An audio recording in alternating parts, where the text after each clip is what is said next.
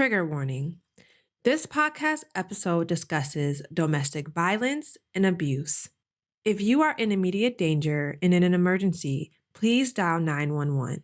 The National Domestic Violence Hotline is 1-800-799-7233, or you can text the word START, START, to 88788. These are 24/7 confidential resources available to you if needed. Now back to the episode. So another barrier is if they're a woman of faith, there's a lot of pressure around it. I grew up with, divorce is like the worst sin you could possibly do, and it's like, you just don't divorce. And here my sister went through this. And now when she would see people from her church, she would run the other way because she felt so horrible that she did the one thing you weren't supposed to do. And so when I'm doing trainings with pastors, sometimes I'll use this, and it's in the book as well, but I'll say, so this woman goes to her pastor and she says, "Pastor, do you think God can forgive murder?" And the pastor thinks for a while, and he thinks of King David, and he goes, "Yeah, I think God can forgive murder." And she goes, "So it would be better to murder my husband than divorce him?" Oh, wow. And I know it's meant to be kind of a shock value. Yeah. See, God would never sacrifice a person for the sake of a relationship, but the faith community does. Welcome to Her Desire Haven podcast, a community and a safe space where we come together to discuss all things Jesus, family, life, and faith. I am your host, LaShondra. Thank you so much for tuning in to today's episode. Today's guest is a domestic violence expert who's founded Abuse Recovery Ministry and Services, or ARMS, out of a deep passion to bring healing and hope to survivors of domestic violence. Over the past 25 plus years, she has grown ARMS from a small local effort to a nationally recognized nonprofit that has served over 45,000 women.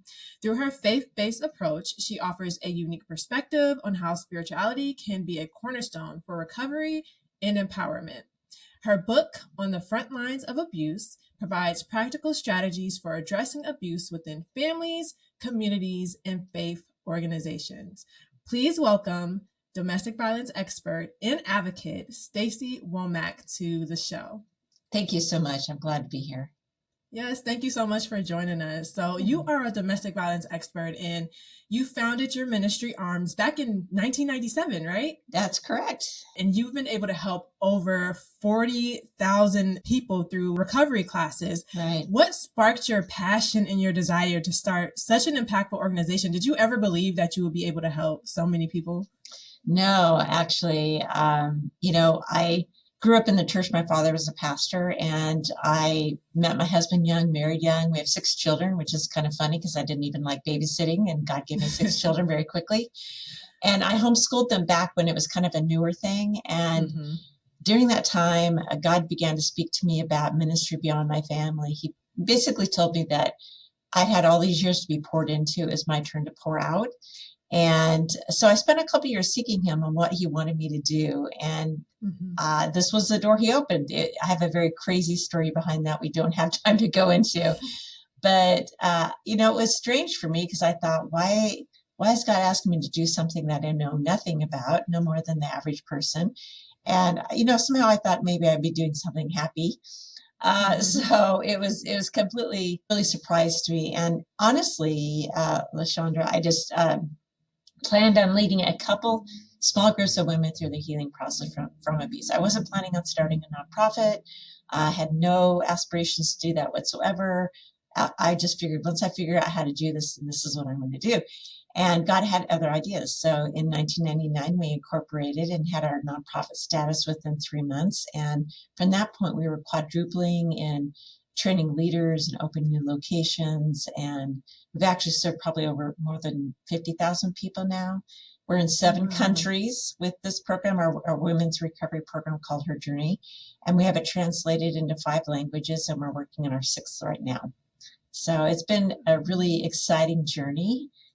Beyond that, we also do intervention where we work with men and women who are abusive. Wow, that's incredible. And I always say that God is funny because some things like we would have never thought and expected that we'd be doing. Right. And he has us doing. So, but you can tell his hand is on it. Like, look how far you've reached not just in this country, other countries. So that's so powerful, because domestic violence is, it's so prevalent now. It's more than we think. Sometimes people suffer in silence. You see them every single day, not knowing that they're going through this at home. So what you're doing is so needed, and it's so incredible. Honestly, I probably would have ran the other direction if somebody told me I'd be where I'm at today. So, it's just, I say the only thing that's really extraordinary about me is that I just keep getting up each morning and saying yes. So here we are, and God continues to move the organization forward. Yes, I love that. So you are faith-based, right? And you focus on faith-based healing. What is the difference between a faith-based program like this and a more secular one? And why is Jesus Christ important in the recovery process? So, there's a lot of great organizations out there doing domestic violence work. I mean, they really are. They do a lot of education. They help the women to do some healing. They help them to get stable so that they can function outside of the abuse. But the Bible says that Jesus, God, is the one who restores our soul, and he's the only one who can. And so many of these women, they get out of the abuse, they get stable, but they're still hurting because they're missing the only one who can restore their soul. And so with God's help, he can bring healing to those broken places in us. So the secular community kind of sees domestic violence and abuse as a lifelong sentence. It's, you're just forever going to be this broken person, basically. But I don't see anywhere in the Bible where God says, I've come that you might survive life. It says, I've come that you might have abundant life. And so at a point in someone's life when they're being abused, they are a victim of abuse. And I know that's not a popular term. And then they get to a point where they get out of it and they're a survivor of abuse. But God has not called us to be survivors. He's called us to be more than conquerors. And so this program just is such a safe place for the women to come. It's very trauma informed. The women just call in. They don't even have to talk, give us their real name. And we just give them location information and they just go. They don't have to wait till week 1. It's free. They could bring another female friend with them. If it's scary to go in person, or we have a lot of online options for them. In the Her Journey program, where it's based loosely on Psalms 23. And we are really helping them to not just know that God loves them, that they have value. A lot of us know that from kind of a head place, but to believe it with all their heart. And when you believe it with all your heart that you are loved, you're valued, you're important, that you deserve to be respected, you begin to set appropriate boundaries and begin to move forward. So all of our women, when they start with us, talk about how alone they felt. But they also say at the end of the program, and they can go through it as many times as they want. It's 15 weeks long, but they can go through it as many times as they find it helpful. But they all end up saying, now I know and believe that I'm loved and I have value. And because of that, it transforms their lives, which is just an amazing thing to watch. That's powerful. Yeah. You mentioned something. You said they're trauma informed. Yeah. How important is it for people who are working with others who've experienced maybe trauma and abuse to be trauma informed? Like, what does that even mean? What does that look like? Right. So it kind of means to remove the barriers that would cause people who have traumas that would keep them from coming forward and seeking help. Or you create an environment where it just feels safe for them, and emotionally safe for them. So we were already trauma informed before that was even a word. So God knew what he was doing when he designed this program. And I do say he designed it. He really did. So this approach, and I've been doing a lot of research on other programs that are out there that are faith-based programs, and they're great, but almost all of them require the person to start at the beginning of the program and to pay. So that means they have to wait when they call in. And honestly, we want to serve the women as soon as they call. So they can actually start that day if they want to on one of our virtual options. Because we know that if we don't help them when they're asking for it, the abuser very quickly is going to come in and talk them back into the relationship again. And because we want our relationships to work, we want to believe them. And we totally understand that. But the fact that we're free is another barrier for women. So women, other programs are charging so much a month for the women to come through, and they're having to wait. So when the women come in, again, there's no intake. And again, they don't have to share their name with us, and they can join the group. And we tell them, you can use whatever name you want. If you're not comfortable using your own, we don't care if you use Minnie Mouse, but just use Minnie Mouse every time you sign in, and you don't even have to have your camera on. You just need to turn it on real quickly. Like for our virtual options, we just want to make sure it's a female who's listening in on this, and that we're not, creating unsafety for any of the women in the program, even virtually. Right. So, in the group, the women, it's not a typical support group where the women sit and talk about all the bad things. And they need to talk about those things, but they can do that in one-on-one counseling. In a group setting, it causes a lot of women's PTSD to get kicked up. They end up having nightmares from hearing everybody's horror stories. So this group is more about listening and learning God's heart for them around this issue. And each week we have a different topic that we cover. So we might cover just like the types of abuse, but then we go into more in depth, like the difference between being alone and being lonely, things about depression, anger, learning to think a new way, the difference between submission and oppression, which is a hot topic in the faith community. So they can just start immediately, and they can get the help they need. And we do prayer requests at the end, but if they don't want to give a prayer request, they don't even have to do that. Counselors love sending their people to us because they know that they're not going to have to share if they don't want to. It's not going to create more trauma for them. Mm-hmm. So that trauma-informed approach is really just a very caring, very careful approach. So, some of the women come to us and they're in such a fragile place that if we aren't very kind and careful and don't press and don't push and just allow them to sit and hear, they eventually get to the point where they want to share a little bit more and give those prayer requests and talk a little bit more about what's going on in their lives. But there's always for a positive outcome so that we can pray for them. And we've seen God answer prayers like crazy. So we see these women transform before our very eyes. That's why we have leaders who've been leading for 2 decades. Because that's unheard of in the domestic violence community because it's such a hard topic. But because we get to watch them transform, and some of those women now are leaders for us. So we train our leaders, and I've never sold them materials because I thought without proper training, they could be putting somebody in danger. So really we're marketing the training, and then they get all the materials and the support, and we're the call hub for them, and also just their support to them and care for them as leaders.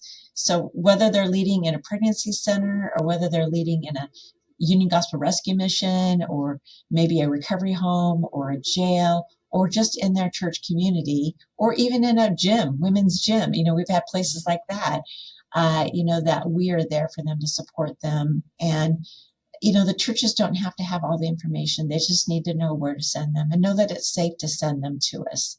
So we understand that when pastors are wondering, well, I don't know them and I don't know how I feel about them. It's like, have that conversation with us so that we can talk about what we're doing. And the book that you mentioned that on the front lines of abuse, really gives some clear understanding around the issues of abuse and kind of how we handle it. So we just want to come alongside churches and help them with this very difficult issue. Because like you mentioned, it's a big issue. 1 in 3 women have experienced domestic violence at some point in their life or stalking or, sexual abuse in their lifetimes. It's a huge number. And then there's a group of men who've experienced it.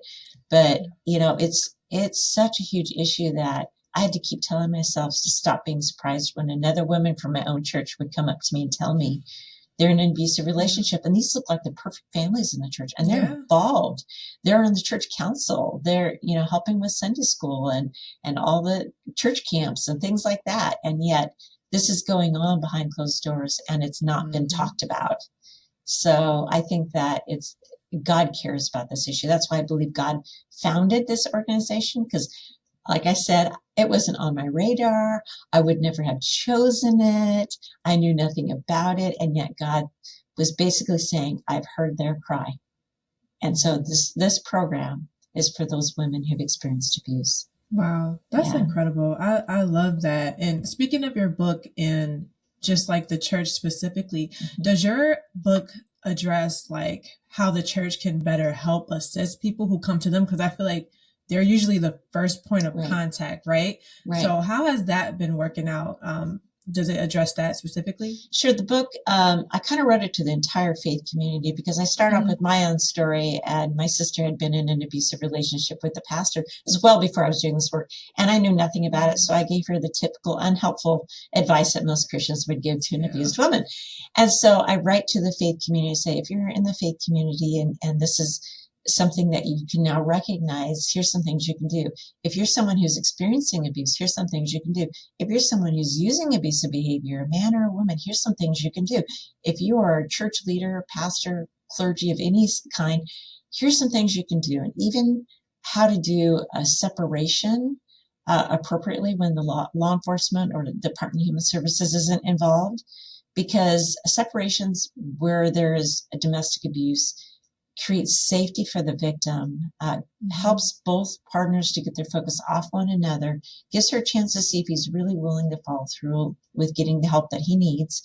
And so they're very functional in these relationships. I wouldn't say that would be something I would recommend for normal marital conflict, but abuse is not about normal marital conflict. It's about a person using a pattern of behaviors to gain power and control. And the word abuse just means a misuse of. So someone can misuse words, they can misuse the Bible, they can misuse finances, they can misuse property. I mean, we have 8 different categories that we talk about in this book. And so it's just the misuse to gain power and control over another person or a situation. And it's done in a pattern. But they can look so great to the larger community. Our men do what we call public image management, and they're very good at it. They're very good at it. And you know what? We all grew up in a broken world. So why would we think the church would be any different than outside of the church community? Because the reality is that the things that the secular community deals with, we also deal with. It's in our church. We don't go to church because we're perfect. We go to church because we have problems. Right. And we need God's help, right? So it's like, this is why we do the work we do. It's like, this is just one aspect of it. And, we're not the only way it can be done, but this is the way God has called us to do the work.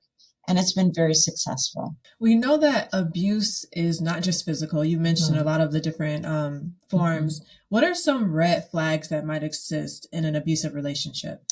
Well, when someone's meeting somebody, at first they're going to be wonderful. And there's some abusers who are so good at this that women aren't able to catch it before they are actually married or moved in with them or whatever. But there's some things that you should watch for. That controlling nature is there. So it could be like questioning how she dresses, like, oh, is that what you're going to wear? That doesn't start off right off the bat as, wow, that's a lot of makeup. Or, telling her how she should eat, or, how she should do anything, or telling her these stories that, about their past partners, how they're the ones that they were crazy and they had mental health issues and they're abusive to me. And most of the time that's the voice of a perpetrator. That's the kinds of things they might say. But that controlling piece, they're going to be more likely to be jealous. But it may come across like she wants to go do a group activity, and they had agreed on that. But in the end, he goes like, well, I just want to spend the evening with just you. Can we just stay home and just watch a movie together? But she really wants to go be with everybody, him and her friends. So he does these things to begin isolating her from friends and family, even telling her that her family is against her, and that they don't understand him. And so when you talk to her, she's going to say things like, we just don't understand him like I do. He was abused as a child. He has these other things that the men typically say, and that women who are in those relationships repeat to other people. And sometimes there's something that will happen, like maybe he rages in a moment, but then he very quickly comes back and apologizes and says, I'm sorry, I never do that. I know that was the case for my sister. And it happened one time before they got married. But after they got married, it was a constant thing. He's twice her size, right in her face, screaming and raging in her face. And then when she left him without our help, with other friends that helped her to flee from him, he worked his way through our entire family, and he raged at all of us. And after he got done, every single time he would go, oh, sorry, I never do that. Oh, And wow. so, we have a whole list of warning signs that they can watch for. And we also have on our website, like, how healthy is your relationship? And it's non-gendered, so anybody could take it. And if you mark a bunch of those and you think, yeah, if it's a pattern, then you're probably dealing with somebody who's got some abuse issues, some power and control issues, if you might say it. And that word abuse isn't a popular word either. But, we all have a right to our personal power. But when we misuse that, it is power over, as Patricia Evans in the Verbally Abusive Relationship would say, it's a misuse of your personal power. It's an abuse of your personal power. And God never meant in an intimate relationship for one person to have power over the other. When he created Adam and Eve, he created them as equals. It wasn't until after they sinned that this inequality thing started happening and conflict started happening in relationship. So if you go back, you'll see that God created them in his image, male and female. He created them, and that he gave them both the command to rule over the fish of the sea, the birds of the air, the animals on the land. They were equal in their authority that God had given them. And, I grew up in a very conservative church, and this jump to seeing this more as this equal place has done nothing but make my relationship stronger. And I'm coming up to my 45th wedding anniversary. So I've been married a long time, and I know that marriages go through seasons, and they're good, and some are really bad, and some are better, and some are really great. So believe me, I believe in reconciliation, but sometimes, a lot of times in abuse, the abuser is not willing to make change or enough change to save the relationship. So that makes it really hard. It makes it really difficult for the faith community because we want to save all the relationships, and I do too, but we don't control that. And she cannot fix the relationship by fixing herself. But the church tells her that you just need to pray harder. You just need to submit more. You're going to win them over by your quiet, gentle spirit. But if that were the answer, we would have done it thousands of years ago. That is not the answer. Her behavior does not change his. It's like saying, I'm hungry, eat for me. She can only change herself. Yeah. And if he's not willing to get the help, it leaves her with very little options, and they're heartbreaking. And when I hear pastors say, well, she's just looking for a way out, that is not true. These women work so hard. Women of faith work harder to save their relationships than anybody else. They have libraries of how to be a better wife. They've gone to all the conferences. They've tried everything before they get to that point where they're at a point of the relationship has to end because it's killing her. And that's heartbreaking. That's not what God intended. I have a passion for intervention. So I work with the men as well, and with women who are abusive as well. And it's just as much a joy, if not more, to watch these people change. And because they're going to continue to have connection if they have shared children. So we want to see them be healthy. And our women who say, well, it didn't save the relationship because she couldn't give her heart away one more time. They've told us when we've done a 6-month review after they've completed, their partners have completed the program, how has it been? How much has it improved? And they would say that the sharing of the children has greatly improved. And what a benefit for the children not to be being used as pawns anymore, so that they can co-parent well. At least that way the children are not being more damaged by the damage that's already been done by a broken relationship. So we want to help people so we can help break the cycle of abuse that's generational in families. If we can help an adult be a healthy, loving parent, then they can break the cycle for their children, even if it's just one person, Right. But our hope is for both, obviously. We'd love that. I would do this 100% for free for everybody if we could guarantee that everybody would change. It would be so worth it. And, it would be great to work myself out of a job. I would be so happy about that.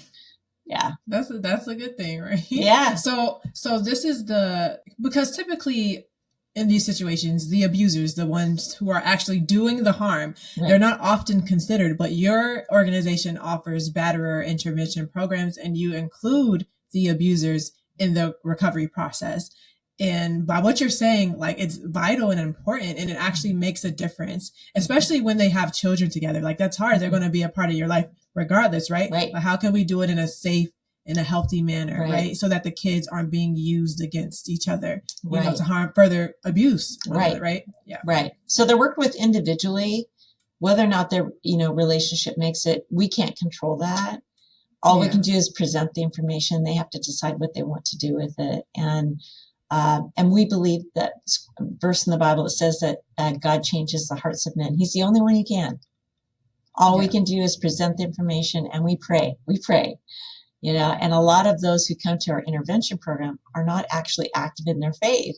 They have to believe God exists and be okay with their Christian approach, and maybe have a little church background so it's not confusing, since we're using Jesus as our model for the program. But we meet the state standards, and it's crazy because I'm on the northwest side of the country, which is very liberal, and yet we are contracted with Community Corrections and the Department of Human Services, and we're overtly Christian. We pray in our groups.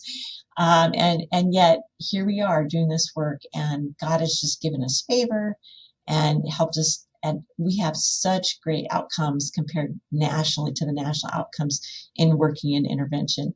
So we're hoping to later this year actually offer a Zoom option for that nationally, because right now we only offer it in our area for the intervention piece. But we've had so many women who are attending groups in other areas of the country going, I want to send my husband somewhere as a boundary for him to get help, but there's nothing here, or the organizations there don't allow guys who don't have like a criminal charge to attend their group. Because the thinking is you don't add criminals in with non-criminals, but really the guys are the same. They're all the same, really. They have the same thought process, and they're only with each other about an hour and a half a week. So, you know, they're not going to pick up a criminal behavior, some of these other guys. So, you know, we have just found it to be really good to blend them together. We actually mix them together here, even though it's not really what the state wants even, but we have found it to be very effective. And with our men that we serve, because the guys who are court ordered, we have more ways to hold them accountable. And the men who are voluntary, we have about 25% of our men are voluntary, meaning their wives or the pastors, counselors have sent them to us. You know, that those guys, we can't share a lot because a lot of the information is coming from the victim, and we can't put her in danger. So we you know, can't hold them sometimes to everything that we know, just for safety reasons. So and we're really, it's always about victim safety first and offender accountability second. So no matter what he's saying, and it would be so easy if we were just doing intervention work. You get siloed and you forget the victim's experience, but we work more with women who experience abuse. So we have a lot of victim contact, which keeps us grounded, you know, because we have women whose husbands are coming voluntarily and they're living in the same home. We don't usually recommend that, but they'll come home angry after group because we're pressing them on things. You know, they tell us how great the group is, and then they go home and they're angry at their wife. So, you know, we get to hear that, and it reminds us to be careful in what we're doing. And so if a woman calls in and says he's doing this and this and this, we're going to go directly into victim advocacy mode to help her, because we can't guarantee that he'll change. When he comes to group, he at least has the opportunity to make changes, but there's no guarantees that a person coming to an intervention group is going to change. And then working with women who use abuse, who are usually also victims of abuse. And we have to very carefully carry their victimization, honor that, and say, I'm so sorry that happened to you, but let's talk about what you were accountable for and what choices you have. So we're giving them tools. And the women and men coming out of this program just say, I felt so set free and so empowered. And it's so exciting to watch them move forward in health. And even if that marriage didn't make it, and if they remarry, then they're in a healthier relationship. I have a really close friend right now, and he went through the program. He's just so grateful, and they have a great marriage. And, you know, he's just like, oh, Stacey, it just set me free. And I just can't thank you enough. And I've had men call back 20 years later saying, Stacey, I just want you to know, still working the program. It was a rough year. My wife had a stroke, but I'm still putting things into practice, and we're doing well. And, you know, it's so encouraging to hear that, because we don't always get to hear that. Yeah, it has to be encouraging to see your impact, and then years later, you're still impacting people's lives. That's powerful. Yeah, that is so powerful. Yep, and not every story ends like that. But whether I just for the women who are listening who are in abuse, whether or not your abuser chooses to change or not, you can. And you can live a happy, fulfilled, healthy life. And I don't believe that God ever meant for abuse to be a life sentence. That you can recover and heal. And you'll remember it's a part of your story, but it's not who you are as a person. Yes. Yeah. Yes. So I don't think we talked about like the barriers. You kind of mentioned a little bit earlier. Sometimes there's children present or other reasons why it's not so easy for a victim to just leave. Yeah. What are some other barriers that might exist that keeps a person in that situation? Because sometimes people ask, why don't you just leave? Yeah. But it's not always that easy. It is never that easy. Yeah. Well, first off, she loves him. I mean, that is the reality, is that these women will leave and go back multiple times because they're hoping that he'll understand, he'll make changes, and it will be the way it should be. So they want the relationship to work. So another barrier is if they're a woman of faith, there's a lot of pressure around, I grew up with, divorce is like the worst sin you could possibly do, and it's like, you just don't divorce. And here my sister went through this, and now when she would see people from her church, she would run the other way because she felt so horrible that she did the one thing you weren't supposed to do. And so when I'm doing trainings with pastors, sometimes I'll use this, and it's in the book as well, but I'll say, so this woman goes to her pastor and she says, Pastor, do you think God can forgive murder? And the pastor thinks for a while, and he thinks of King David, and he goes, yeah, I think God can forgive murder. And she goes, so it'd be better to murder my husband than divorce him. Oh, wow. And I know it's meant to be kind of a shock value. Yeah. See, God would never sacrifice a person for the sake of a relationship, but the faith community does. So that's a huge barrier for women of faith. There's also the financial impact. They're like, maybe she hasn't worked, or she's working a very part-time job. It's like, how am I going to be able to make it? She risks losing her entire faith community who doesn't understand and doesn't support her because he's done such a good job of public image management beyond the divorce issue of looking good. And he's actually been telling people and working his way, especially through leadership. Our regular church attending men do this very well, and they do it a lot. They'll say, well, Pastor, I know I'm not perfect, but she's got some mental health issues. I don't know how it is, Lysandra, but we all women are bipolar now. I'm not sure why that is, but that's the most common thing we hear. Or they'll say things like, I'm not really being abusive. She was in an abusive relationship before, and she's just viewing what I do as abusive. Or another one is, she's cheating on me, which most of the time is not true. And when it is true, I help the men to understand that had he been loving her like Christ loved the church, she most likely would not have been vulnerable to somebody coming to her and being nice. And it feels so good when you're being torn down constantly. She wouldn't have been vulnerable to an unhealthy man who's pursuing her while she's in a relationship, right? So there's some responsibility there on that end as well. Not that she doesn't have her own responsibility, but just understanding the dynamics of what's going on. So women the barriers to go to a secular organization where they feel like they're going to be anti-men, anti-God, that they're going to tell her that she needs to leave him. And we tell our leaders, it is not our job to tell a woman to stay or leave a situation. We are there to walk alongside her as she seeks God for what she's supposed to do in her own personal situation. You're not God. God is the fixer. You're not the fixer. And they don't need another controlling person in their life. So we're there we're there to walk alongside her. So there's these barriers. Where's she going to live? The shelters, especially in larger communities, usually turn away as many women as they take in. And if they're women without children, they get served last, because women with children are going to get served first. It's one of our fastest growing homeless populations, women and their children fleeing abuse. So if every church took one woman and her family in, we wouldn't have a need for shelters. That's the way I think it used to be done. But again, a lot of people still see this as kind of like, oh, it's a family issue. It's private. I shouldn't get involved. People don't understand this issue.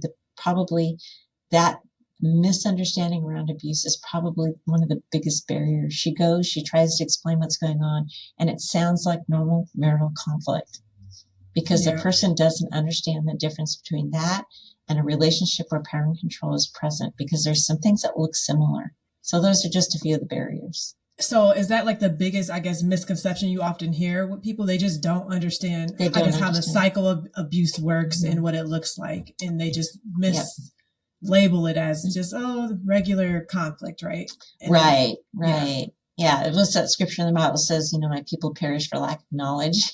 This is one of those areas where people need knowledge. They don't need to be experts, though. That's the thing, is like pastors have enough on their plate. I know as my father being a pastor, people are always coming forward and saying, we should do this. And he goes, sounds like God's calling you to that. Because, they want the pastors to do everything and they can't. Yeah. So, but pastors and church leaders need to have enough training around this and then know where to send them, not just to us, but to other organizations within their community that are there that do things that we don't do, like legal services or, housing and food. We send people out for that. This is a huge, huge issue. And I believe that almost all of our social issues that we're dealing with today are born out of abuse, because it starts in the home and it damages children, even if they're not the direct victims of the abuse. Just witnessing it, children who witness abuse and those who experience it have the exact same effects, except children who witness abuse have higher rates of mental health issues, because it's a very powerless place to watch someone you love being harmed and you can't do a single thing about it. Mm-hmm. So these are the kids who don't do well. They may not do well in school, or they may do really well in school. They sometimes go one extreme or the other, but they're more likely to drop out of school. They're more likely to run away. They're more likely to abuse drugs and alcohol, get involved in trafficking, and commit, crimes. And so you think about, what are we dealing with out like on even the homeless population and all that's out going on? Most of them have experienced that. We work with pregnancy centers, and 90% of the women walking into those pregnancy centers have experienced abuse or are experiencing abuse. So it's a huge issue that needs to be dealt with. And I think that's why we're here as a part of that solution. Not the solution to everybody, but for who God brings to us. So, yeah. Right. One of the key points I always share in, my personal testimony with overcoming abuse and domestic violence is that there's life after abuse. Like this does not have to be the end of your story. How has your organization really helped women kind of rebuild their lives? So like you said, they're not just surviving, but they're thriving in life and have hope after experiencing abuse. Right. Well, a lot of our women who get really connected with us go through the program like 3 times, which is about a year. And we have a lesson. Again, they're regaining themselves as they're going through the program. Because when you enter an abusive relationship, you're adjusting yourself to try to please the abuser. Now, there's normal adjustments. I talk about this when I train people. My husband and I, when we got married, he told me he likes the toilet seats down and the cupboard door shut. I can do that. Okay, but this goes well beyond where women lose their sense of self because they're focusing so hard on trying to keep safe. So what do they need to say? What do they need to do? How they need to dress? All those things, they lose their sense of self. So they're regaining their sense of self while they're going through the program. And then we get to a lesson that we talk about dreaming again. And we talk about how God's already dreaming for us, and how God planned for us before we were ever born. And he already knew this was going to happen. It wasn't the way he wanted it to be, but he's already out ahead of you, laying a plan for you.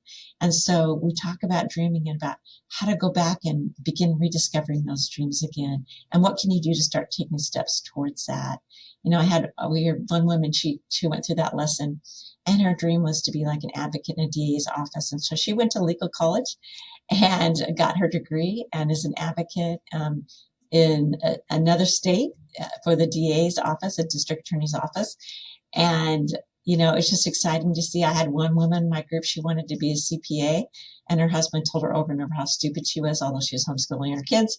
And she finally found a program online, and every week she'd come week after week, and she hadn't filled out the application. I finally just fill out one page.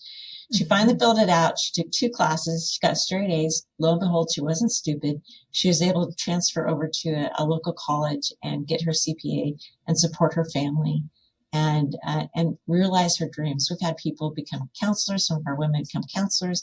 A whole bunch of them have become nurses. It's just been an amazing thing to watch God transform these women and realize that endings and are also beginnings. Yeah. So, you might come, you have to mourn that loss of that relationship if that's what it comes down to. But that's also a beginning to something new that God has for you. And that's the hope of Christ that we all have, right? So it's just an amazing thing to watch these women move forward in their lives. For a survivor who might be listening or watching this podcast and she's finally gotten the courage to leave, the strength to walk away, what are some of the first steps she can take to begin the recovery process? Well, I really think that it does take a group to be around other women, to know that you're not alone. I think that is really helpful. Not that you can't do it without it, but it would definitely speed up your healing time to know that you're not alone, to get the help that they need. So like going through our Her Journey program or some other program that's out there to help them. I think that the great thing about getting into a group before they leave helps them to begin to safety plan and even plan for the future. Where can I live so they're not going to be homeless? Do I have a friend who will take me in for a while, or a family member who will take me in for a while, so I can do some healing, so I can actually go out and interview well, and save up some money so that I can get housing. You know what I mean? Do some of those things to help them get on their feet. And I think that kind of planning is really important to having a successful go of it. Otherwise, one of the most common reasons why women go back to an abuser is the lack of housing. So we need to get them to a place where they can provide for their family and as well as themselves and have stable living. And, they just need supportive people around them. And if the church doesn't know and understand abuse, at least to have a group of people like in Her Journey around you, supporting you, encouraging you, praising you for making those hard decisions that are scary to do. Doing that alone is so hard. So I just think that, and of course, God makes a difference in all of this because He's the one who's cheering us on. He's the one who's for us. He's the one who knows the plans He has for us. And He never in Deuteronomy, it says, I've set before you life and death, blessing and cursing, therefore choose life. And so we tell the women, choose life, and that's so backwards sometimes to the way we may have been raised within the faith community, even myself, to think, well, is this really God to step away from a relationship? But He's already broken the covenant by His violence that he's brought to it. It's just really a complicated issue. There's no one easy answer. Everybody has their own unique story and their own unique journey. There's some things that are similar, but God wants to be right there beside them. And He wants them to know they are not alone. And He has seen it all, even if other people choose not to believe them. And that He'll take care of them. Their abuser is not their provider. God is their provider. He will make a way. Yes. For a person who maybe they're not being abused, but they know a friend or family member who is, how can they help them? And what's the best way, I guess, to go about doing that? Because it could get kind of tricky. It can be very tricky. Yeah. So if you have a friend or family member who's in the abuse and who isn't recognizing it right now, or who isn't willing to recognize this, I tell them privately, you can say, maybe you're with them and you saw some abusive behavior, sarcastic comment that was a put down, even as subtle as that. And they could privately, you can go to them, do you know that was abusive, what they just did to you? And they might not like it. They might even get upset with you because they don't want to view themselves as being one of those women, because most women won't identify as victims of abuse because, we tell ourselves we'll never let that happen to us, right? But it starts the journey. And maybe it's someone who does recognize the abuse, but is struggling to get out of it and struggling to hold the abuser to the consequences of their choices, whether that's a separation or calling the police. It's like, this is actually a loving thing to do. This is a biblical thing to do. The Bible says that God disciplines those He loves and punishes those that He calls His sons. And it tells us why in a few verses later. It says because it produces a life of righteous living. So to not hold somebody accountable is to keep the abuse in the dark so it does not get dealt with. And he's not going to be able to just go to a men's Bible study or a men's retreat and be a changed man, although he'll tell you that. He needs a program that's long. These programs are almost a year long. If not, our guys who stay with us longer do better. They sustain the change better. So he needs to go and do his own work. She needs to focus on herself and her relationship with God.